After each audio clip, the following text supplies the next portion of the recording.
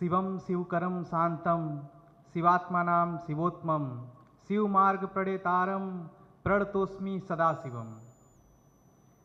सर्वप्रथम माननीय कुलपति महोदय और आदरणीय भारत अध्ययन केंद्र के समन्वयक महोदय एवं संयोजक का महोदय, प्रति प्रिय शिक्षकों एवं मेरे प्यारे साथियों, आप सभी को मेरा सादर प्रणाम।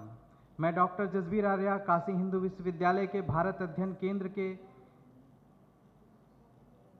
केंद्र के एवं यौगिक विज्ञान के लिए अंतर विश्वविद्यालय संस्थान बेंगलुरु के संयुक्त तत्वाधान में आयोजित स्वानुशासन एवं स्वजागरूकता के लिए योग इस विषय पर आयोजित द्वादश दिवसीय अंशकालीन पाठ्यक्रम का आज 9वें दिन के व्याख्यान श्रृंखला में इस सभागार एवं आभासी पटल पर उपस्थित सभी प्रतिभागी गण का स्वागत, अभिनंदन एवं वंदन करता हूं।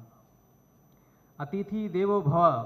मैं सर्वप्रथम आज की हमारी मुख्य वक्ता डॉक्टर लूसी गेस्ट जी का, जिनका दीक्षित नाम साध्वी दिव्य प्रभा है, मैं डॉक्टर दिव्य प्रभा जी का भारत अध्ययन केंद्र के समस्त शिक्षक की तरफ से महामना मालवीय जी के इस पावन धरा पर आपका स्वागत, अभिनंदन एवं वंदन करता हूं। मैं आज के इस सत्र के व्याख्यान के मुख्य वक्ता डॉक्टर दिव्य प्रभा जी से आग्रह करता हूं कि कृपया आप अपने आसन को ग्रहण करें।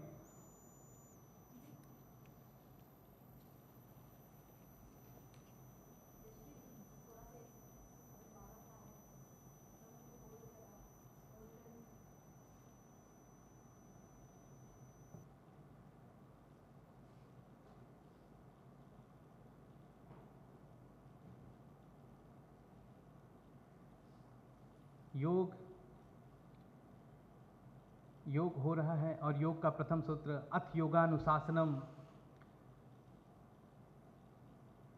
योग में अनुशासन बहुत जरूरी है और हम सब अनुशासित होंगे तभी योग क्रिया को अच्छे से कर सकेंगे। अनुशासन हमारे जीवन में बहुत ही महत्वपूर्ण है। बिना अनुशासन के कोई भी कार्य कभी किया नहीं जा सकता। अनुशासन यदि देखना है कि किस तरीके से अनुशासित जीवन किया जा सकता है, तो हम सब हमारी मुख्य वक्ता डॉक्टर लूसी गेस्ट जी को देख सकते हैं। इन्होंने अपने पूरे जीवन में अनुशासित होकर बहुत ही बड़े बड़े कार्य किए।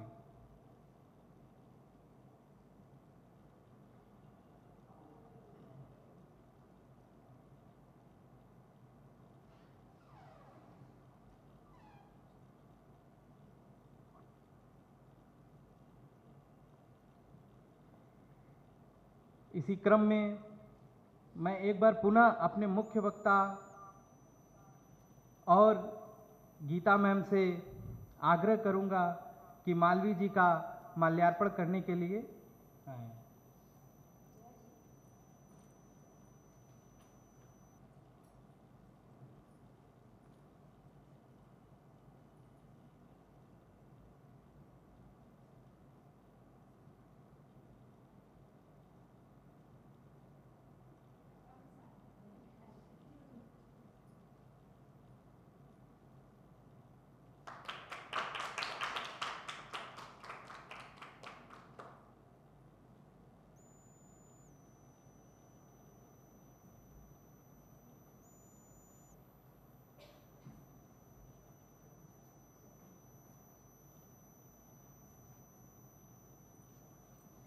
फिर इसी क्रम में मैं डॉक्टर जया मैम जी से आग्रह करूंगा कि मुख्य वक्ता के स्वागत हेतु उन्हें अंग वस्त्र और रुद्राक्ष की माला से उनका स्वागत करें।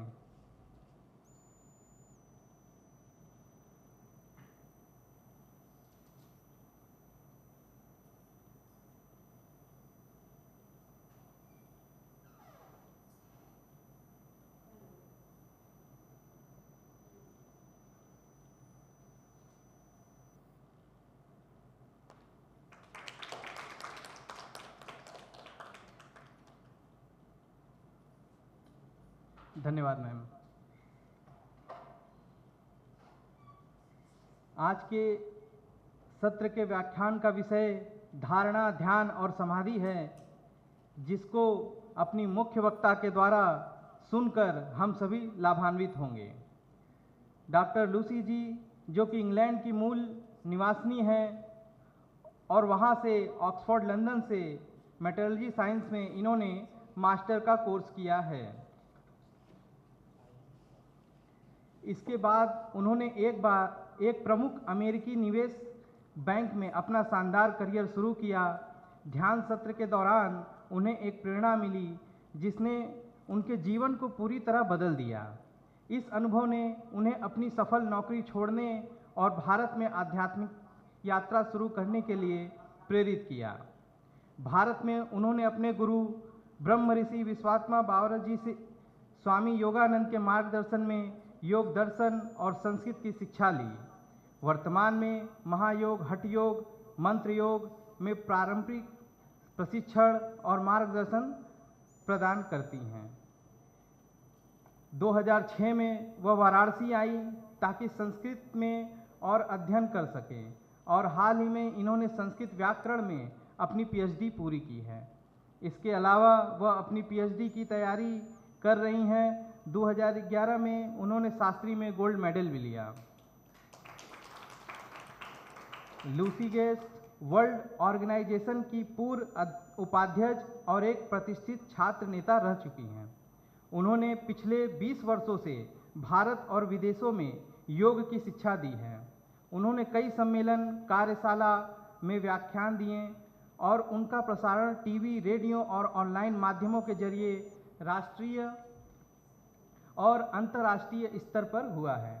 इसके अलावा इन्होंने संस्कृत भी सिखाई और वाराणसी में इंटरनेशनल चंद्रमौली चैरिटेबल ट्रस्ट नामक एक फ्री स्कूल और गुरुकुल की स्थापना भी की। इस ट्रस्ट का उद्देश्य योग, सनातन धर्म और भारतीय संस्कृति, वेद और अन्य शास्त्रों को संरक्षित और बढ़ावा देने का है। इस संस्था में नर्सरी से लेकर प्राइमरी स्कूल, उससे ऊपर तक की शिक्षा दी जाती है। खास बात यह है कि स्कूल के 90% स्टाफ शिक्षक महिलाएं हैं और एक महिला सशक्तिकरण की परियोजना भी शुरू की। डॉक्टर लूसी गेस्ट भारत के गौरव की सर्वगाथा लिखने वाली यशस्वी, दूरदर्शिता, सकारात्मक सोच और दमदार कार्यशैली का ये सुपरिणाम है कि विश्व पटल पर आज भारत की शिक्षा, भारत की सभ्यता का परचम लहरा रही हैं। बहुत ही आदर के साथ विनम्र अनुरोध करूंगा कि वे अपने आशीर्वचनों से हमें अभिसिंचित कर हम सबका मार्गदर्शन करें।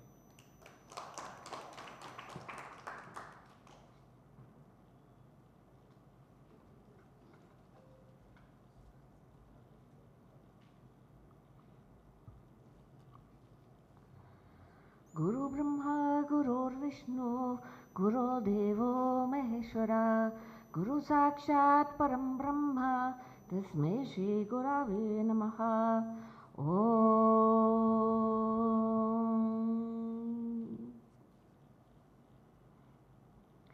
मैं गुरुगण का सदा प्रणाम करती हूँ और भारत अध्ययन केंद्र को भी बहुत धन्यवाद करती हूँ कि ऐसे दिव्य कार्यक्रम करवा रहे हैं, क्योंकि अगर जीवन में हम सुख और शांति से जीना है तो योग मार्ग ही हम लोग का जीवन पद्धति मिलते हैं, जिसमें वैज्ञानिक तौर पर A+P=C के तौर पर हम लोग सुख और शांति, विद्या अपनी पहचान कर सकते हैं। इस पर हम थोड़ा विस्तार करेंगे आप लोग के साथ आज। तो है ना, अगर मैं देश विदेश कोई भी देश देखती हूँ, सभी लोग हर क्रिया करते हैं किसी लक्ष्य से। आप पढ़ाई कर रहे हैं कि वो रुचि से नहीं, क्योंकि आप सोचते पढ़ाई करते हुए हमें जॉब मिल जाएंगे, है ना। हर चीज़ आप क्या खाएंगे इसमें भी कोई लक्ष्य है पीछे। तो लोग हमेशा कोई भी देश में लक्ष्य रखते हैं, सुख और शांति। ध्यान से सोचिए, सुख और शांति ही आपकी लक्ष्य है। अगर हम ज़्यादा पैसा कमाएंगे तो हम शांति से रहेंगे, सुख से रहेंगे। पर हम लोग को नहीं समझते हैं कि ये सुख और शांति है कहाँ। हम लोग सोचते हैं कि सुख के साधन है समृद्धि, पर सत्य में सुख के साधन हम स्वयं हैं। जो सुख और शांति जो हम खोज रहे हैं ये हमारे अंदर ही है। और अगर जो हमारी वर्तमान है ये हमारी पूर्व से बना है, जो पीछे हुआ है ये मेरी फाउंडेशन है, वो मेरे वर्तमान बनाते हैं। आपने हाई स्कूल किए हैं तभी बीए, बीकॉम जो भी आप पढ़ रहे हैं, पीएचडी इत्यादि कर रहे हैं, अगर ये नहीं हुआ तो ये नहीं हो सकते हैं। और जो आज आप करोगे ये आपका भविष्य ही बनाएगा। ये नहीं है कि दूसरे दिशा से अचानक से आपका भविष्य आएगा। जो आप कर रहे हैं आपकी भूत के अनुसार वर्तमान में वो आपकी भविष्य ही बनाएगा, वो कोई साधन नहीं है। तो इसलिए है ना योगा में करते हैं कि वर्तमान में रहना है। और आप भी सोचिए कि जैसे एक दिन में 1600 श्वास लेते हो, आप एक सांस ले, एक ब्रेथ खरीद सकते हैं? खरीद सकते कोई भी नहीं खरीद सकते हैं। तो ये हम लोग के लिए हम आपसे सबसे अमूल्य समृद्धि है। और हम लोग हर सांस लेना चाहिए जैसे हमारी उठान हो जाएगा। यतो अभ्युदय ततो धर्म, जो धर्म वही है जो आपकी उठान करवाते हैं। तो हर सांस हम लोग को सोचना करना से पहले, प्रयोग करने से पहले हमेशा विचार करना है ये मेरे लिए अच्छा है या मेरे लिए खराब है। जैसे अगर हम किसी का निंदा कर रहे हैं किसी दूसरे व्यक्ति के बारे में, किया है उन्होंने, पर जब मैं उसका व्यक्त करती हूँ उसको एक अंश की शक्ति मेरे ऊपर भी प्रभाव होगा, क्योंकि ये दूर भाषा है, दुष्ट भाषा है, इसका गलत शक्ति आ जाएगी मेरे पास। तो इसलिए हम लोग हर क्रिया में, हर सांस में सोचना, विचार करना चाहिए ये मेरी उत्थान के लिए है या पतन। क्योंकि जीवन में क्या है, धर्म अर्थ काम मोक्षाणाम पुरुषार्थ चतुष्टयम। चाहिए आप समझते हैं अभी, क्योंकि अभी उम्र ज़्यादा नहीं है, पर यही जीवन का लक्ष्य है कि मोह से मुक्ति होना। क्योंकि मोक्ष भी सुपरनैचुरल स्टेट्स लोग तो कहते हैं, पर अगर हम लोग शब्द को देखेंगे ये मोह से मुक्ति है। तो पतंजलि हमारी योग दर्शन में हम लोग को अच्छे से मार्ग दिखाया है, जहाँ हमको दिख सकते हैं हमारी सुख और दुख के द्वंद्व कहाँ से हो रहे हैं और इससे कैसे मुक्त हो जाएंगे। क्योंकि यही कारण है कि हमारे जो मन में जो चिंतन चलते हैं और जो राग होते हैं, जैसे गीता कहते हैं, ध्यायतो विषयान् पुंसः संगस्तेषु विजायते, संगत संजायते कामा, कामात् क्रोधो विजायते, क्रोधात् भवति सम्मोहः, सम्मोहात् स्मृतिविभ्रमः, स्मृतिभ्रमशात् बुद्धिनाशो, बुद्धिनाशात् प्रणश्यति। गीता कहते हैं कि जीवन में 7 स्तर है पतन का। ध्यायतो विषयान् पुंसः, बाहर के विषय पर ध्यान करने से हम लोग संग से, काम से, फिर क्रोध होगा, क्रोध से माया मोह होगा, माया मोह होने से हम लोग खुद ही भूल जाते कि मैं कौन हूँ, फिर हमारी बुद्धि नष्ट होते हैं, फिर हमको नष्ट हो गया है। तो जो योग दर्शन है ये हमको सिखाते हैं कैसे ये बाहर के विषय पर ध्यान करने से कैसे मुक्त हो सकते हैं, हमको कौन से मार्ग पर चलना है। तो आपने यम नियम आसन प्राणायाम प्रत्याहार तक आप लोग कोर्स भी किए हैं। तो मैं आपको थोड़ा सा बताना चाहते हैं धारणा ध्यान समाधि के बारे में। तो आप भी देखोगे कि हर शास्त्र इस लक्ष्य व्यक्त करते हैं। अगर हम लोग मनुस्मृति भी देखेंगे, सर्वम परवसम दुक्खम सर्वम आत्मवसम सुखम, ये भी बता रहे हैं कि हम लोग अपने मन से मुक्त हो जाएंगे, वही आनंद पा जाएंगे। तो योग हर शास्त्र में, चाहे वेद, चाहे उपनिषद, चाहे अरण्यक, ब्राह्मणा, महाभारत, रामायण, योग दर्शन, गीता, और फिर वर्तमान में, क्योंकि ये केवल 500 वर्ष पुराने हैं, हठ योग प्रदीपिका, शिव संहिता, गरुड़ संहिता, ये केवल 500 वर्ष से चल रहे हैं, और ये सब चीज़ हजारों वर्ष से चल रहे हैं। तो मैं महायोग की परंपरा से आते हैं, जिसमें हठ योग, मंत्र योग, लय योग और राजयोग का परंपरा है। हठ योग में आपको भी याद दिलाना है, हम और तम, ये दो बीज है। हम और तम, सूर्य चंद्रमा, गर्म ठंडा, रजोगुण तमोगुण। और हठ, कौन संस्कृत की छात्र है? कोई संस्कृत पढ़ाई किए हैं किसी ने? तो द्वंद्व समास होते हैं, और इसमें इतरेतो समाहार द्वंद्व होते हैं। समाहार द्वंद्व क्योंकि एक वचन, मतलब कि दोनों उभय अर्थ प्रदानम, दोनों अर्थ प्रदान है, हम और तम बराबर है। तो जब ये दोनों प्राण तम सम है, वही हठ है, और वो हमको मौका देते हैं अंदर जाने के लिए, इसलिए हम लोग प्राणायाम करते हैं। हिरण्यगर्भ महाभारत में हम लोग प्राप्त करते हैं उनके बारे में, जहाँ वो कहते हैं कि सबसे प्रथम प्रवक्ता योग के लिए हिरण्यगर्भ, और संख्या है कपिला मुनि। तो ये बस आपको बताना, क्योंकि लोग आजकल आदि योगी करते हैं, पर इसके किस तत्व से आया है हिरण्यगर्भ, तो जो संपूर्ण सृष्टि का करवाया है।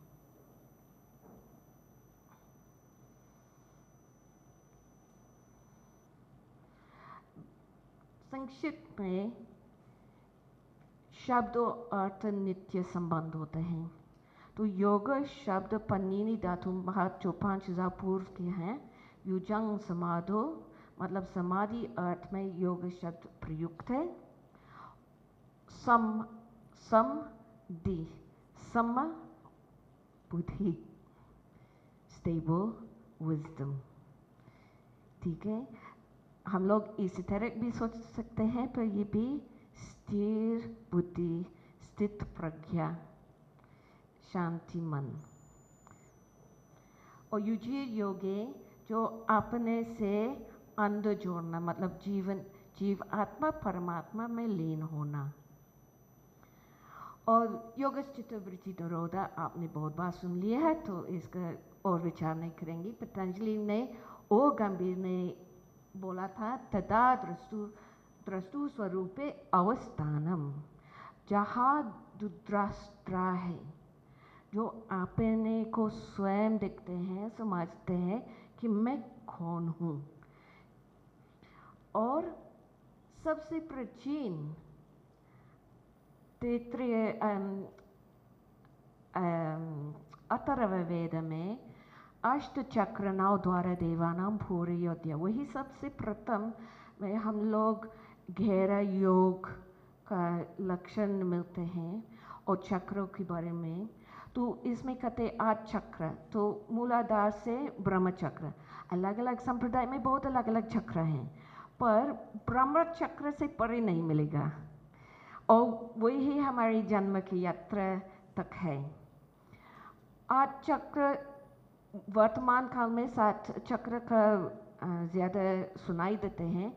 इसमें केवल ललाना का अंतर है। ललाना ये मूंग की उपभाग में है, पर हम लोग साधना करने में मुख्य है आज्ञा चक्र और ब्रह्म चक्र। और फिर 9 द्वारा, 2 आंख, 2 कान, 2 नाक, मुंह और 2 नीचे। तो जब हम लोग साधना करते हैं और आप जैसे हठ योगा प्रदीपिका में आप भी देखते हैं कि कहते कान को बंद करिए, आँख को बंद कर दीजिए, यही बात आपको बता रहे हैं जो वेद में कितने वर्ष पूर्व में दिए गए हैं। तो जब ये 9 द्वार बंद हैं, फिर नभी भी बंद है, जन्म काल में नाभि खुला रहते हैं, वो बंद होते हैं।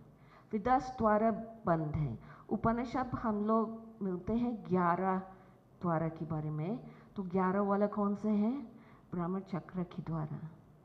ठीक है, तो जब ये 10 बंद है, 9 बंद हैं, तो ये वाली खुल सकते हैं। और ये करवाने की बात नहीं है। आंख आप बंद कर सकते हैं, मुंह आप बंद कर सकते हैं, आप अपनी कान बंद कर पाओगे? ये जब आपकी शक्ति, आप लोग साधना भी कर रहे हैं 2 हफ्ते से, आसन प्राणायाम और ध्यान, जब नीचे से ऊपर आपकी शक्ति जाते हैं तो अंदर से बंद होते हैं, जैसे बाहर सुनाई देते नहीं। ऐसे करने से आपका आवाज़ जो वर्णित है तो योगा प्रदीप, आपका खून की आवाज़, संचालन का खून की आवाज़ सुनाई देते हैं, पर जो असली नाद वो उससे परे हैं। जब आपका खान अपने आप बंद हो गया है, जब आपके सांस अपने आप बंद हो गया है, प्राणायाम करने से एक स्थिति आते हैं जहाँ सांस बंद होते हैं। सांस बंद, विचार बंद, क्योंकि थॉट एंड ब्रेथ और ट्विंस एक साथ चलते हैं। अगर एक लाइन को याद होगा, थॉट और ब्रेथ जरूर याद करिए, क्योंकि इससे हिम्मत बनेगा प्राणायाम में। और आपका सांस रुकने पर और विचार बंद होने से ये बंद हो गया है, तो आप वो गहरा से अंदर जाते हैं जहाँ उत्थान होते हैं अंदर से। कान और नाक बंद हो गया, फिर आज्ञा चक्र आएगा, फिर ब्रह्म चक्र आएगा। और आपको पता नहीं होगा कि सांस बंद हो गया है जब तक सांस दोबारा चालू होने वाला है। ये नहीं है कि मैंने सांस बंद रखा है 1 मिनट 2 मिनट। मेरी गुरुजी 8 दिन के लिए सांस रोकती थी, हृदय बंद, सांस बंद, क्योंकि गहरा से अंदर गए थे। वह एक योगी थे मध्य प्रदेश में जो 300 वर्ष के थे, और वो गुरुजी से कहा था कि आप अपने को योगी समझते हैं, आप मेरे साथ बैठिए। वो 6 महीने सांस बंद, एक आसन में बैठकर सांस बंद, हृदय बंद बैठ जाते हैं। ये काल्पनिक चीज़ नहीं है, ये प्रत्यक्ष का प्रमाण है कि ऐसे होता है। ठीक है, तो आप लोग मत सोचिए और ये तो मुझसे नहीं हो पाएगा। करते करते करते किसी जमाने में तो हो जाएगा, है ना, अगर ये आपकी लक्ष्य है। और लक्ष्य नहीं है कि मैं अपनी सांस को बंद करना है, लक्ष्य है कि मैं परमात्मा में लीन होना, जो लाया योगा है। हम क्योंकि अगर हमको एक परिस्थिति के लक्ष्य रखते हैं तो ये कौन कर रहे हैं? अहंकार। मैं कर रहा हूँ, मैं साधना कर रहा हूँ, मैं समाधि में हूँ। तो मैं समाधि में हूँ तो होना नहीं है ना?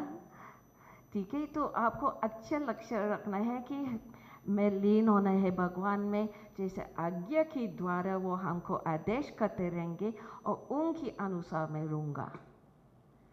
तब हम अपनी व्यक्तिगत मन, व्यक्तिगत इच्छाएं से काम नहीं करेंगे। मैं परमात्मा समाज का जो संपूर्ण सृष्टि के लिए मैं ऐसे काम करूँगे जो लहर नहीं बनाते हैं। इसमें हम सभी लोग के लिए कर रहे हैं।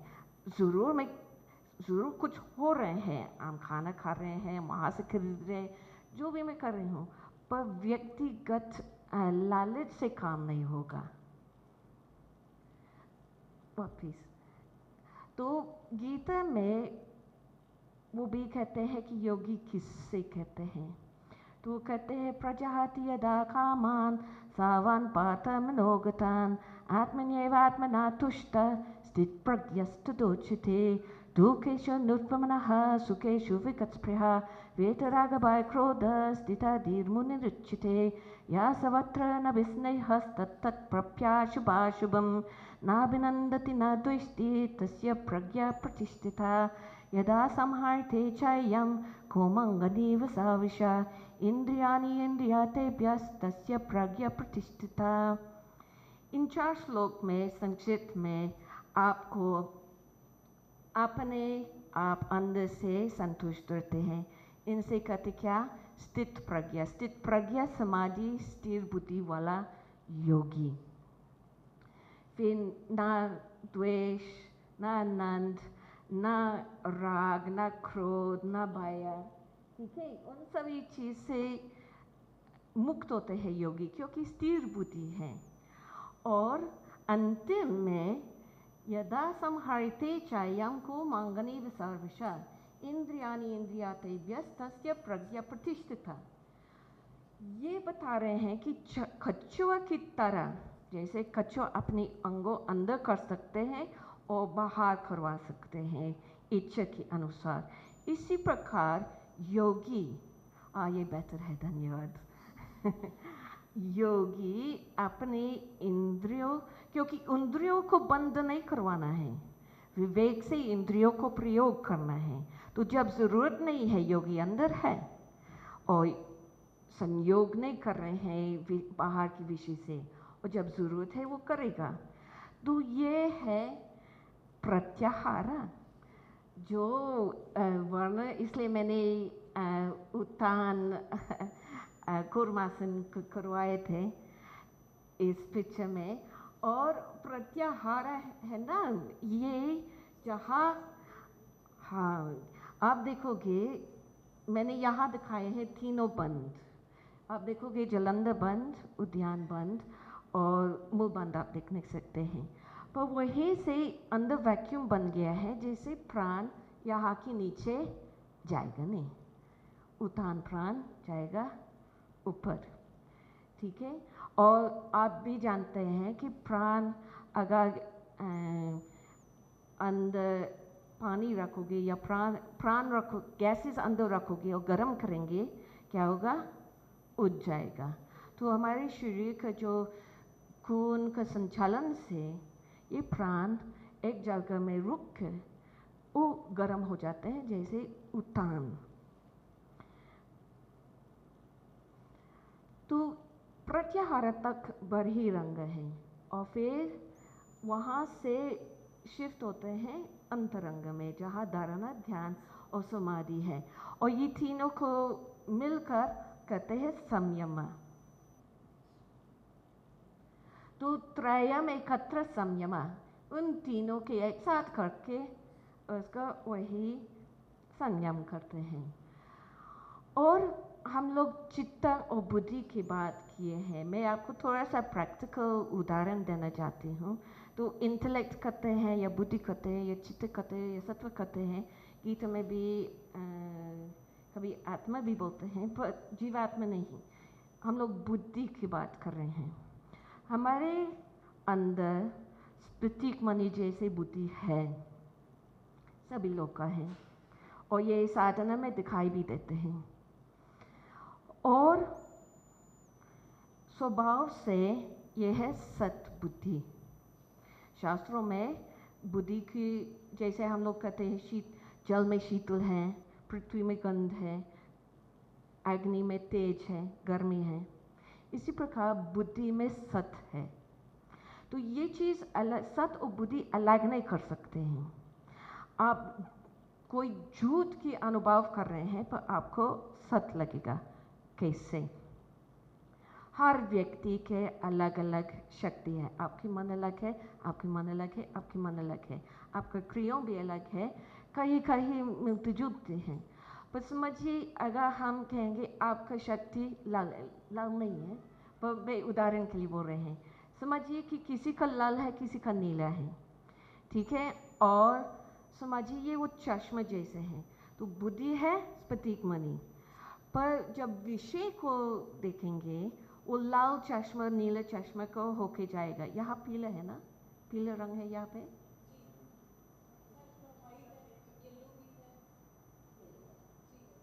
ठीक है, तो आप समझिए कि आप लाल चश्मा पहन रहे हैं, पीले को देख रहे हैं, आपका क्या अनुभव होगा, क्या रंग मिलेगा? नारंगी, हाँ।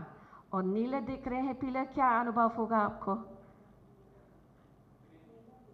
ग्रीन है ना, हरा है ना, क्योंकि वो मिश्रित हो जाते हैं। पर ना तो नारंगी है ना तो हरा है, आप दोनों का पक्ष कभी मिलेगा नहीं। जीवन का समस्या समझ आ गया घर में, है ना, कभी मिलेगा नहीं। और जो लोग जो लाल जैसे हैं, सभी लोग कहेंगे हाँ नारंगी है, पर जिस प्रकार आप बोल रहे हैं वो नहीं है, पर थोड़ा सा मानेंगे आपकी बात। इसी प्रकार भी सारे नीले वाली, ये जीवन का समस्या है। इसलिए घर में लड़ाई होते हैं, इसलिए गांव में लड़ाई होते हैं, इसलिए शहरों के बीच में लड़ाई होती है, देशों के बीच में लड़ाई होते हैं, राजनीति भी इसी प्रकार लड़ाई होते हैं। यही कारण है। पर जो योगी है उनको कोई रंग नहीं है, वो रंगहीन है, तो उनको भी समझेगा कि ये पीला है। और वो दया से आपको दोनों को देखेंगे, क्योंकि वो समझेंगे कि आप क्यों नारंगी समझ रहे हैं, हरा क्यों समझ रहे हैं। आपकी गलती नहीं है, ये आपकी शक्ति का कारण है।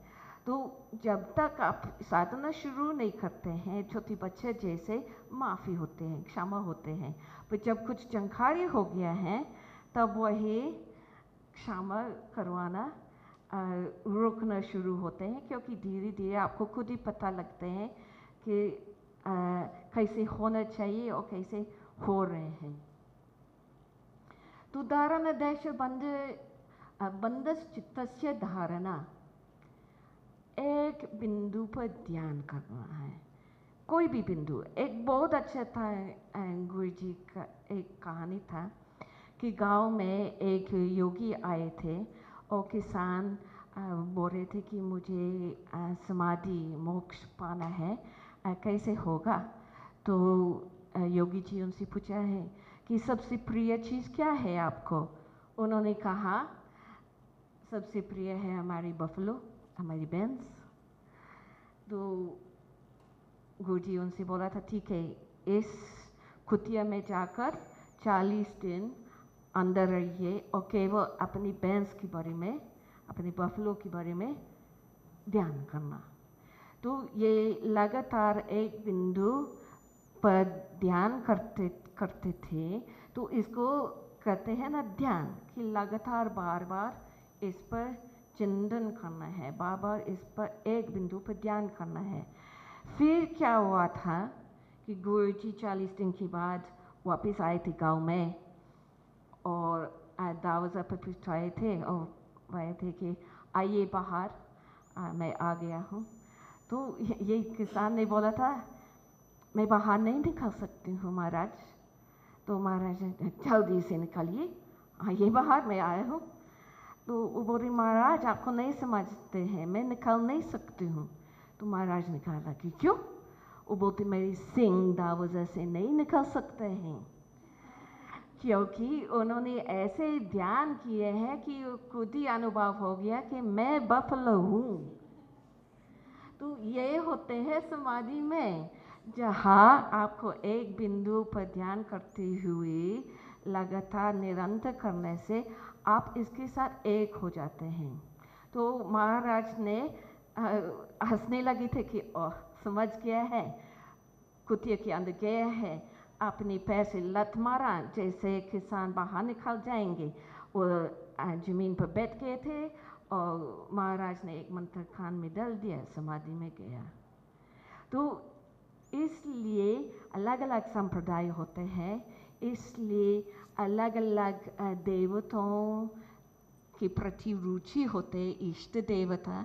क्योंकि अगर आपको शिव भगवान को बाबा याद कर रहे हैं पर असल में आपको दुर्गा माँ को ज़्यादा प्रेम है, तो आपको कौन से सरल से याद करेंगे? शिव या दुर्गा माँ को याद होगा। तो जो आपको सबसे प्रिय है इसके अनुसार आपको लेना चाहिए, जैसे आपकी विकास हो जाएगा। तो समाधि में दो प्रकार, संप्रज्ञता और असंप्रज्ञता। तो आगे तो सम में सम है और प्र है, आपको ये चीज़ों को जाना है। और ज्ञानता मतलब कि जो जान चुका है। तो संप्रज्ञा में अच्छा तरह से नियमानुसार उसको जानकारी मिला है, और उसमें ये आपको खुद ही अनुभव होते हैं, आपको खुद ही जानते हैं। वहाँ देखने वाले हैं, देखना का विषय है और देखना का प्रक्रिया है ना, ज्ञात, ज्ञेय और ज्ञान, ठीक है। और इसमें आपको पतंजलि योग दर्शन में आपको मिलेगा वितर्क, विचार, आनंद, स्मिता। तो वितर्क में और विचार में दो प्रकार है, सवितर्क, निर्वितर्क, सविचार, निर्विचार, आनंद, अस्मिता। तो सवितर्क और निर्वितर्क में हम लोग वहाँ से शुरू करते हैं। और तुलसीदास ने बोला देह प्राण से प्रिय कुछ नहीं, मतलब हमारे शरीर से, हमारे जीवन में जब हम लोग स्टार्टिंग करते हैं, इससे हमारे शरीर से अलावा कोई प्रिय नहीं, इससे ज़्यादा प्रिय कुछ नहीं है। तो सवितर्क से हम लोग शुरू करते हैं अपने शरीर से, और हम लोग अपने विस्तृत विचार और शक्तियाँ अंदर करते हैं, स्थूल शरीर से उसको शुरू करते हैं। और फिर जब ये सवितर्क मतलब लॉजिक सहित, तर्क सहित, जब ये हो रहे हैं, एक स्तर आते हैं जहाँ हम लोग तर्क से परे हैं। इसलिए हम लोग कहते हैं कि जो शास्त्रों है उसको गहराई को समझने के लिए हम तर्क से परे जाना है, क्योंकि पहले स्तर समाधि में सवितर्क और निर्वितर्क होते हैं, और वहाँ से असली यात्रा शुरू होते हैं। तो ये स्थूल शरीर है। फिर निर्वितर्क होने पर फिर सविचार, निर्विचार, जहाँ थॉट है, विचार सहित शुरू में, और फिर इससे परे। और ये सूक्ष्म शरीर से युक्त हैं। अभी हम लोग का सवितर्क, निर्वितर्क, सविचार, निर्विचार, हम लोग स्थूल शरीर से सूक्ष्म शरीर का यात्रा कर रहे हैं। और जैसे लोग कहते हैं कि थॉटलेस हो जाइए मेडिटेशन करने में, किसी चीज़ का सोचो मत, ऐसे हो सकता है क्या? जब कोई कहेंगे थॉट मत करिए, तत्काल अनेकों हजारों सो जाते हैं ना, क्योंकि ये थॉटलेसनेस नहीं है। मैं आपको पहले बोल रही थी कि आपका प्राण नीचे से ऊपर जाते हैं। एक स्तर होते हैं अंदर जहाँ सवितर्क से परे होगा, फिर सविचार से परे होगा, और एक विशाल स्पेस जैसे शुरू में काला काला है, जहाँ आपको खुद ही अनुभव होगा कि ओह, यहाँ विचार नहीं है। वो आपको अवेयरनेस देते हैं कि यहाँ विचार नहीं है। आप केवल जब तक उस स्थिति में नहीं है, आप केवल अपने को रीडायरेक्ट कर सकते हैं, ठीक है, दुनिया से भगवान के प्रति। और इसके थोड़ा बाद हम इसके विचार करेंगे मंत्र के लिए। तो आप केवल रीडायरेक्ट कर सकते हैं अपने को, और ये करते करते करते धारणा, ध्यान करते करते करते आपका प्राण ऊपर जाते हैं, जहाँ उस अनंत विशाल ब्रह्मांड जैसा जगह में होगा, जहाँ आपको खुद ही पता है कि यहाँ विचार नहीं है। फिर वहाँ से हम लोग आगे चलते हैं कॉजल बॉडी में। तो इस अंधेरा ब्रह्मांड में फिर सूर्योदय की तरह प्रकाश विस्तृत होने लगते हैं और वहाँ से आनंद शुरू है। और ये है जो हम लोग कहते हैं ये है ना, सूर्य से तेज है और ये इतना तेज है पर आँख खुजलती नहीं दिखने में। आपको सुना होंगे इसके बारे में। और वहीं पे निर्विचारा, तो जैसे एक पानी की टंकी है और मिट्टी है, हमारे शरीर में मिट्टी और पानी है, तो हिलते रहते हैं तो गंदा पानी लगता है दिखने में। पर जब विचार या प्राण बंद हो गया है, क्या होगा? सम हो जाते हैं, नीचे मिट्टी गिरते हैं और ऊपर साफ जल है, स्फटिक मणि जैसे। जैसे आप अंदर देख सकते हैं और आपको पता लगता है कि ओह, मैं समझती कि मैं कुछ और थे, मिश्रित में थी, पर अब मैं देख रहा हूँ कि वो पानी है और मिट्टी है। मतलब अपने को पहचान शुरू होते हैं। तो कथा उपनिषद जैसे है ना, योग, हम लोग जो योग शास्त्र है, लोग योग उपनिषद पढ़ते हैं, योग प्रदीप का, पतंजलि योग इत्यादि पढ़ते हैं, पर समझना है कि ये कब से आ रहे हैं। कथा उपनिषद में यदा पंचवतिष्ठन्ते ज्ञानानि मनसा सह बुद्धिश्च न तिष्ठते तमाहु परमां गतिम। तो जब हम लोग बाहर की विषय पर ध्यान बंद रखा है और अंदर कर रहे हैं, वही से हम लोग अलग हो गए, उसको खत्म नहीं कर सकते हैं। वो आपकी राग परमात्मा के प्रति होने से, अपने आत्मा के प्रति होने से, जैसे हम लोग पृथ्वी पर गुरुत्व होते हैं, जैसे हम लोग नीचे बैठेगा, पर अगर हम लोग दूर जाएंगे प्रकृति से, क्या हो जाएगा? शरीर पृथ्वी से गुरुत्व समाप्त होते हैं। इसी प्रकार अंदर जब हमारे बाहर की विषय से उसको गुरुत्व समाप्त हो गया, दूर होने से वो हमको खींच नहीं सकते हैं, हम अंदर ही जाएंगे। वही कृष्ण है जो आकर्षण करते। कृष्ण क्या है? आकर्षण। तो वो चुंबक जैसे हैं और वो बस इंतज़ार कर रहे हैं कि हम अपनी लोहा के नज़दीक, इतने नज़दीक लेके आएंगे जैसे वो अचानक से खिंच जाएंगे। वही आकर्षण होते हैं। इसी प्रकार हम लोग ऐसे जाते हैं साधना करने में, वही असली कृष्ण है। तो हम लोग अपने से दूरी कम करवाना है, अपने ओर जाना है, जैसे अंदर से हम लोग ऊपर जाएंगे अंदर से। और ये सृष्टि ऐसे इतना अच्छा चीज़ है कि सारी चीज़ अंदर रेडी है, वो बस इंतज़ार कर रहे हैं हम लोग को।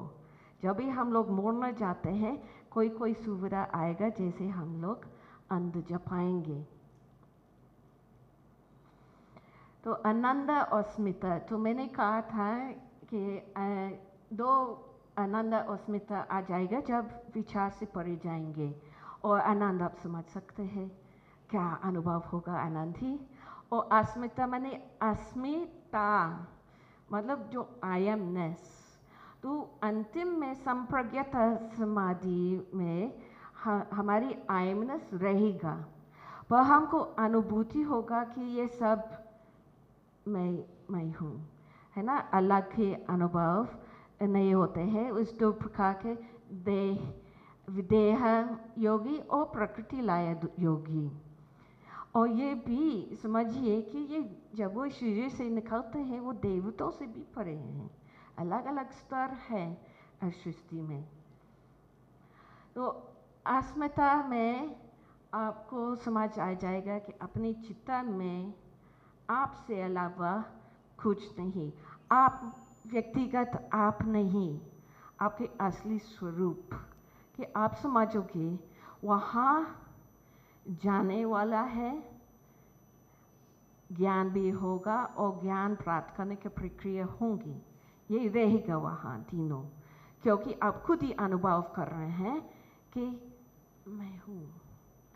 ठीक है, आगे फिर असंप्रज्ञात आएगा। असंप्रज्ञात जिसको संस्कृत और हिंदी जानते हैं, आपको जानते हैं कि अगर आगे लगते हैं इसका अर्थ है कि न संप्रज्ञात। तो असंप्रज्ञात वो संप्रज्ञात से परे हैं, तो वहाँ हम लोग विषय से अलग थे पर जानकारी मिल रहे थे। अब असंप्रज्ञात में हम लोग परा वैराग्य के द्वारा केवल क्या होगा, दग्ध बीज और इसका संस्कार, साधना करने वाले का संस्कार रहेगा, इसके अलावा कुछ भी नहीं, जो आगे हम लोग दिखाई देते हैं। वैराग्य 3 प्रकार, अपरा, परा और मसान्य। मसान्य आप जो गए हैं मसान पर, आप समझोगे जब किसी का शरीर पूरा हो गया वहाँ आपको निश्चित सोचते रहते हैं कि जीवन क्या है ना, पर थोड़ी दिन के बाद फिर बुझ जाते हैं, लाइफ ठीक हो रहे हैं तो ये बोलते हैं ये ठीक हो रहे हैं, इसलिए वो कहते हैं मसान्य वैराग्य, क्योंकि वो थोड़ा देर के लिए हैं। और ज्ञान विज्ञान तृप्तात्मा कुतस्थो विजितेन्द्रिय युक्त इत्युच्यते योगी समलोष्ट कांचना। तो अपरा वैराग्य में हम लोग की रुचि समाप्त हो गया है, पर इसका कीमत फिर भी हम लोग जानते हैं इसका कीमत क्या है, पर जब हम लोग परा वैराग्य करते हैं उसको रुचि भी समाप्त हो गया, उसको कीमत भी पता नहीं, इसलिए वो कहते हैं कि जैसे क्ले स्टोन और गोल्ड, मतलब मिट्टी पत्थर और सोना बराबर है। ये है परावैराग्य, और असंप्रज्ञात के लिए वो जरूरी है, इसके बिना असंप्रज्ञात समाधि होने वाला नहीं है। तो परावैराग्य कैसे प्राप्त करेंगे? पहले हमको ध्यान करना है और भी वैराग्य करना है, शुरुआत वाला का वैराग्य। और इसके लिए हम लोग ध्यान करने के लिए हम लोग को ध्यान के लिए मंत्र का ज़रूरत है और इसका अर्थ पर भी ध्यान करना है। तो मननात्रयतीति मंत्र, जैसे आजकल कुछ योगा स्टूडियोज़ में भी पूरा मंत्र का प्रयोग नहीं कर रहे हैं, वो एफर्मेशंस कर रहे हैं, मंत्र नहीं है। मंत्र में एक निश्चित विशेष शक्ति है जो हजारों वर्षों से चल रहे हैं, जो प्रमाणित है कि वो आपको आत्मयुक्त, परमात्मा युक्त, परमात्मा में लीन होना करवा देंगे। और सबसे सरल क्या है? प्रणव। ये केवल नहीं है कि ओह हम लोग भारत में कहते ओम बहुत अच्छे शब्द है, सभी लोग को ओम लेना है, ऐसे बात नहीं है। ये वैज्ञानिक तौर पर है। आकार कंठस्थ से, आप सभी लोग हिंदी देवनागरी जानते हैं, तो क ख ग कहाँ से होते हैं? यहाँ। तो अ है, देखिए स्पृष्ट है यहाँ, स्पर्श है यहाँ, अ गले में अ। फिर ऊ कहाँ से? ऊ ओष्ठ, तो ऊ अ से ऊपर है ना। और फिर म, जब हम लोग ओम की उच्चारण करते हैं, हम लोग म की उच्चारण नहीं करते, ओम। तो ये क्या है? अनुनासिक। तो ये सूर्य शरीर में वो अपने आप ऊपर लेके जाने वाली शब्द है जो सामवेद में बता गया है। और सूक्ष्म रूप में वो भी आकार को मूलाधार से अनाहत, हाथ चक्र नहीं है। अनाहत मैंने अनाहत जिसमें ध्वनि को बनाया नहीं है, वो अपने से व्यक्त ध्वनि है अंदर। और ऊ अनाहत से आज्ञा, और जो होते हैं आज्ञा से ब्रह्मचक्र है। ठीक है, तो ये ओमकार अपने आप ऊपर लेके जाने वाला शब्द है। शुरू में हम लोग अक्षर पर ध्यान करते हैं। जब ये सरल है तो फिर हम लोग इसका ध्वनि भी शायद सुन सकते हैं अंदर, और फिर जब और गहरा हो जाते हैं कि इस मंत्र का अर्थ हम भी अनुभव करते हैं। तो विराम प्रत्यभ्यास पूर्व संस्कार शेषु अन्य। तो पतंजलि ने सरल से बताया कि 3 चीज चाहिए, 3 बात है, विराम प्रत्यय, अभ्यास और संस्कार शेषो।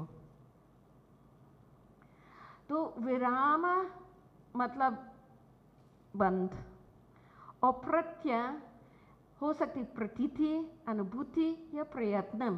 तो यहाँ विराम प्रयत्न मतलब कि आपके प्रयत्न बंद होते हैं। क्या होते हैं, शुरू में साधना हम लोग करते हैं तो एक समय होते हैं कि वो होते हैं, क्योंकि जब तक आप करते हैं, कौन कर रहे हैं, अहम करोमि, अहंकारा। तो एक स्तर आते हैं साधना में, और वही नाद अंदर होते हैं जो अपने आप आपको ले जाते हैं। कितने लोग हठ योग प्रदीप को देखा है? तो आप तो देखे हैं ना, नाद के बारे में बहुत कहते हैं, जैसे खान बंद करिए इत्यादि। पर जो समाधि के लिए जो नाद है वो अपने आप व्यक्त है, वो अनहत है अंदर। और जब इसमें आप लीन हो जाएंगे, वो आपको खुद ही आगे लेके जाएगा, जहाँ आप कल्पना नहीं कर सकते। निर्विचार है ना, विचार से परे हैं। और अभ्यास, तत्र स्थितो यत्नो अभ्यास है। तो हम लोग को बार बार अभ्यास करना है। जैसे पतंजलि भी कहते हैं, अभ्यास वैराग्याभ्याम तन्निरोध, योगश्चित्त निरोध, अभ्यास वैराग्याभ्याम तन्निरोध। मतलब अभ्यास करते रहिए, वैराग्य करते रहिए, निरोध होगा। और वही हमको ये है ना, ये प्रकाश का अपने आप प्रकाशित होते हैं, विस्तृत होते हैं। तो हम लोग सबसे पहले गुरु से मंत्र लेते हैं। और देखिए, हर व्यक्ति बराबर चक्र में नहीं है। किसी को ज़्यादा पूर्व जन्म में ज़्यादा किए हैं, किसी ने कम किए हैं। पर यात्रा है मूलाधार चक्र से ब्रह्म चक्र है। पर किसी को विशुद्ध में शुरू कर रहे हैं, किसी को स्वादिष्ठान में शुरू कर रहे हैं। तो असुख शुरू होते हैं मूलाधार से, और स्तर पर स्तर हम लोग स्वादिष्ठान होते हैं, फिर मणिपुर, अनाहत, विशुद्ध, ललाना और आज्ञा। और जब हम लोग आज्ञा में हैं, हम लोग अपने मन से काम नहीं करते हैं वहाँ, क्योंकि हम लोग ऐसे प्रवृत्ति में पहुँच गए हैं जहाँ हम लोग आज्ञा प्राप्त करते हैं। आज्ञा चक्र में क्या होते हैं, आज्ञा। तो जब आप विचार कर रहे हैं, आज्ञा कैसे सुनेगा? जब आप अपने गुरु को अनुशासन केवल डिसिप्लिन नहीं है, ये मतलब कि पूर्व से भी आ रहे हैं, जो पहले से आ रहे हैं शासन, हम लोग इस दिशा में जाना है।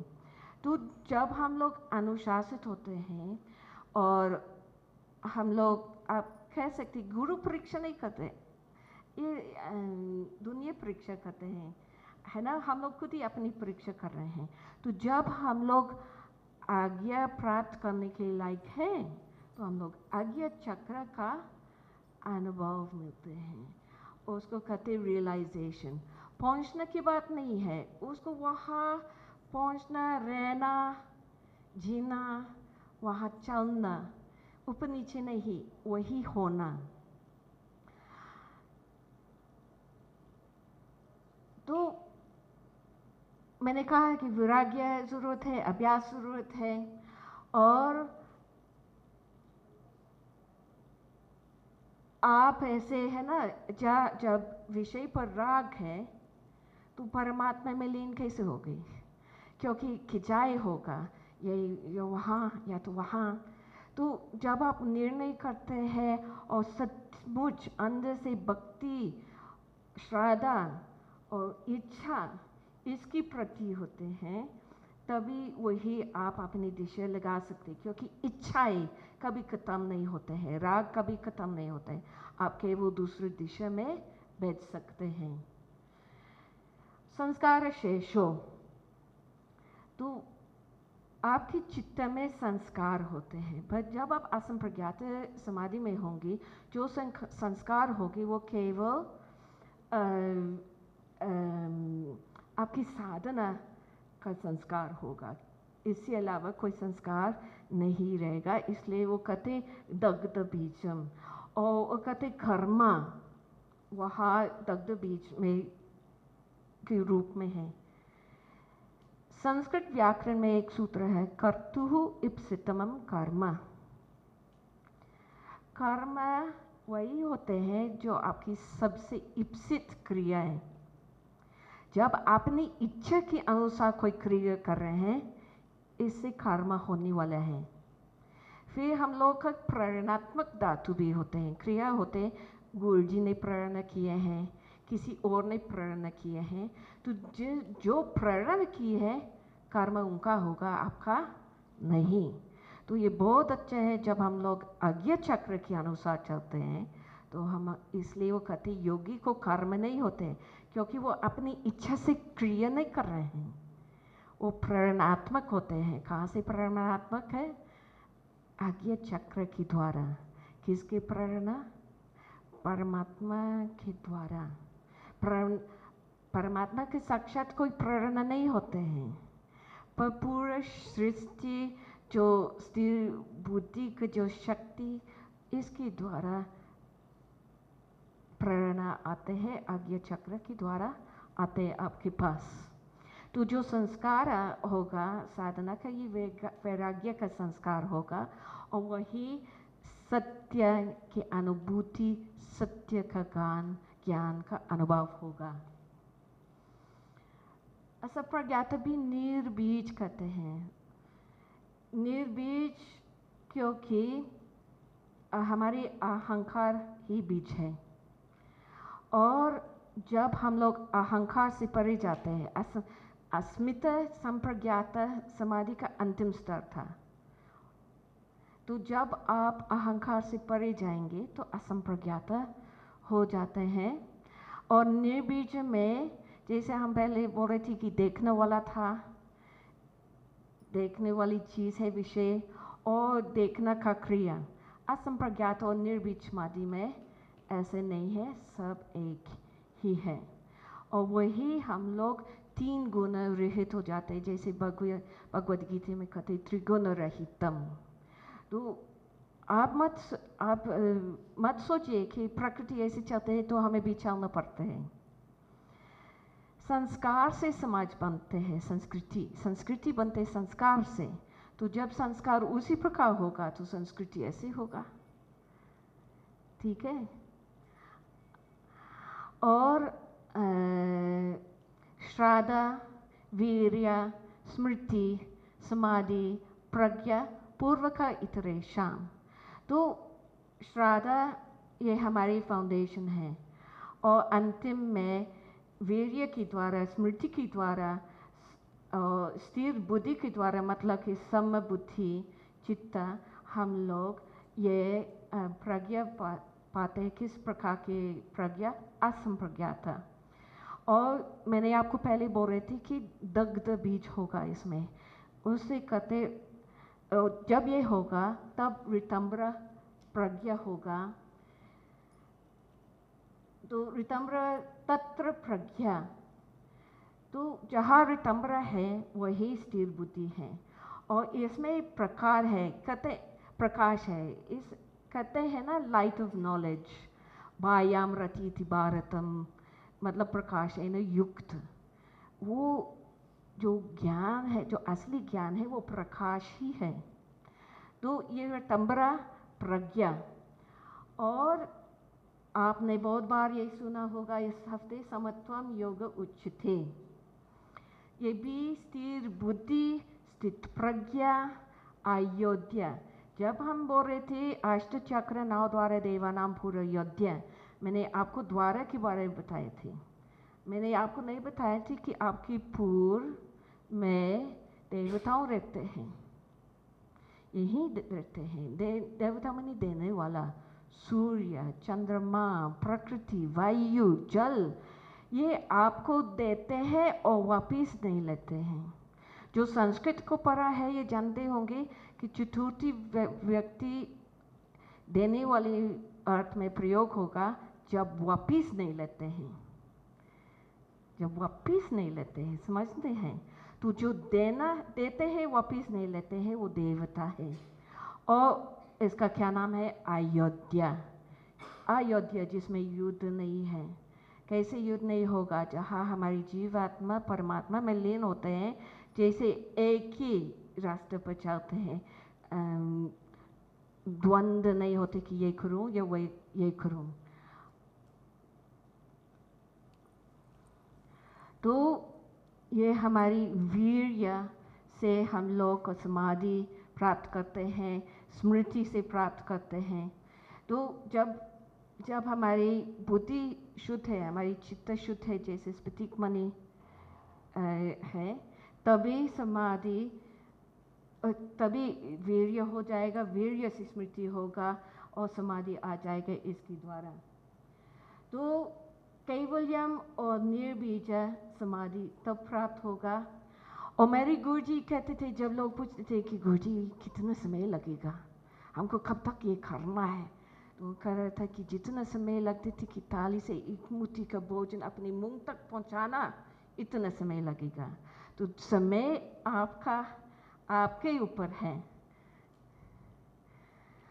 और जितना मैंने आपको बताया, समझने वाली बात है।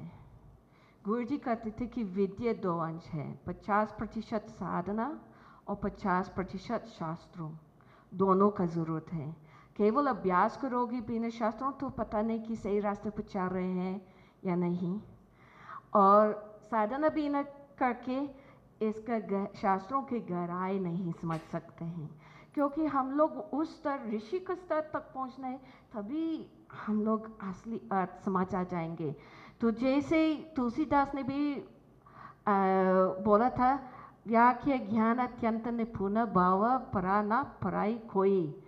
मतलब केवल कहने से जानकारी नहीं मिलेगा आपको। जिस प्रकार मैं आपको लाइट के बारे में बता सकते हैं, बल्ब है, तार में बिजली है, पर जब तक उसको चालू नहीं करते हैं कि प्रकाश के अनुभव कैसे होगा? जब आप चालू करवाओगी, खुद ही करवाओगी, तभी अनुभव होगा। तो आपने देखा था धारणा, ध्यान और समाधि। और पतंजलि ने कहा, ताम योगम इति मन्यन्ते स्थिराम इंद्रिय धारणम अप्रमातस्तथा भवति योगो ही प्रभावाप्ययो। तो मतलब कि जब इंद्रियों स्थिर हैं, प्रत्याहार है, तब हम लोग इस ओर को ध्यान कर सकते हैं। धारणा, फिर बाबा करने से ध्यान करेंगे और इसमें लीन होने से समाधि हो जाते हैं। इसलिए योगा ही कहते हैं कि ध्यान है, क्योंकि योग शब्द के अर्थ है समाधि। और समाधि कैसे प्राप्त करोगे? धारणा, ध्यान, समाधि। और अगर हम लोग गीता में देखेंगे, पुरुषार्थ शून्यानां गुणानां प्रतिसवः कैवल्यं स्वरूप प्रतिष्ठा चित्ति शक्तिर इति। जब हम लोग 3 गुण से परे गए हैं, राम आत्म काम मोक्ष से पूरा होने, तभी हम लोग का लक्ष्य अंदर परमात्मा की ओर जाते हैं।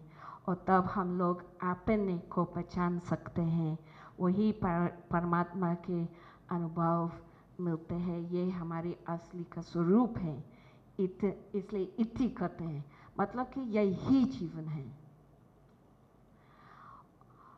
और अंतिम श्लोक गीता में आप शायद पहचान रहे, यत्र योगेश्वर कृष्णो यत्र पार्थ धनाधर तत्र श्री विजयो बुद्धि ध्रुवा नीतिमतिं मम। जहाँ श्री कृष्ण, मैंने आपको कहा था ना, आकर्षण, वहाँ जहाँ अर्जुन है, हमेशा वही प्रकाश, जीत, समृद्धि और धर्म होगा, स्थिर बुद्धि होगा, समाधि होगा, वही इसके लिए मैं निश्चित हूँ, श्री कृष्ण ने कहा था। और मेरे गुरु जी ने कहा था, सुख हमारे जीवन का लक्ष्य है और किसी को सुख पा नहीं सकते हैं शांति के बिना। शांति केवल प्राप्त होगा जब आपका मन शांत है, स्थिर है। और ये स्थिर मन नहीं हो सकते हैं स्थिर बुद्धि के बिना, स्थित प्रज्ञा के बिना। और स्थित प्रज्ञा कहाँ से आएगा? ध्यान करने से। इतना मैं आपको बताना चाहती थी। पता नहीं कितना समय लिया है, घड़ी दिखाई नहीं देते हैं, पर अगर समय है तो प्रश्नों भी पूछ सकते हैं। पता नहीं कि समय कितनी है। इसी प्रकार का प्रश्न है आप लोगों का? ये सब समझ में आ गया? मैं बैठ जाऊँ प्रश्नों के लिए? जी। ज़्यादा कठिन तो नहीं था?